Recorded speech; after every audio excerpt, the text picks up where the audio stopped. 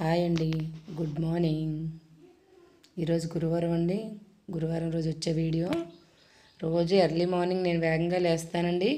ఇల్లు గుమ్మాలన్నీ క్లీన్ చేసుకొని ద్వారబంధాలకు చూసారా ముగ్గులన్నీ పెట్టేసుకొని ద్వారబంధం అటు సైడ్ ఇటు సైడ్ ముగ్గులన్నీ పెట్టుకొని దీపాలు గట్రా ఎర్లీగానే పెట్టేసుకుంటానండి.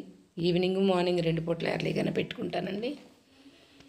అందరికీ లక్ష్మీదేవి అనుగ్రహం కోసం కదండి ఇదంతా చేసేది. మనం లక్ష్మీదేవి మన ఇంట్లో స్థిరంగా ఉండాలని అందరూ కోరుకుంటూ ఉంటారు. లక్ష్మీదేవి ఎల్లప్పుడూ మన ఇంట్లో ఉండిపోవాలని, స్థిరంగా ఉండాలని ఆశ అందరికీ ఉంటుందండి. సంపదకు నిలయమైన లక్ష్మీదేవి ఆశీర్వాదం కోసం భక్తులు ఆమెను పూజిస్తారు.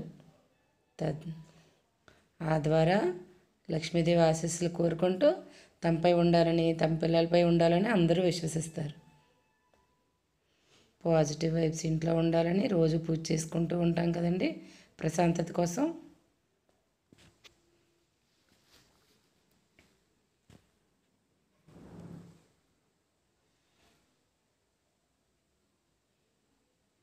ఇంట్లో ఉండే గొడవలు చికాకులు తగ్గి మనసు ఆనందంగా ఉండడానికి, ఆనందంగా ప్రశాంతంగా ఉండడానికి నేను చిన్న పూజ చేస్తుంటానండి. లక్ష్మీ పూజ ఎప్పుడు ఇంట్లో చేస్తుంటాను. ఆ పూజ ఇప్పుడు మీకు చూపిస్తున్నానండి. ఇంట్లో ఉండే నెగిటివ్ ఎనర్జీని బయటికి పంపించి పాజిటివ్ వైబ్స్ని ఇంట్లోకి తీసుకురావాలని, లక్ష్మీదేవి తద్వారా లక్ష్మీదేవి కటాక్షం మనపై ఉండాలని, మన పిల్లలపై, మన ఇంటిపై ఉండాలని ఈ చిన్న పరిహారం అనొచ్చండి. అది మీకు చూపిస్తున్నానండి ఈరోజు. లక్ష్మీదేవి అనుగ్రహం కోసం ఈ పూజ చేస్తానండి నేను ఎప్పుడూని. ఈరోజు ఈ పూజ మా పిల్లలకు కూడా తెలియాలి కదండి. మా చిన్న పాపతో చేయిస్తున్నానండి. తనే ఒక క్రిందన క్లీన్ చేసి ముగ్గు పెట్టి ఒక పీఠం ఏర్పాటు చేసుకోవాలండి. పీఠం మీద ముగ్గు పెట్టి తనే చేస్తుందండి అంతాను. చిన్న ఆశ అండి, పాజిటివ్ వైబ్స్ ఇంట్లో ఉంటాయని.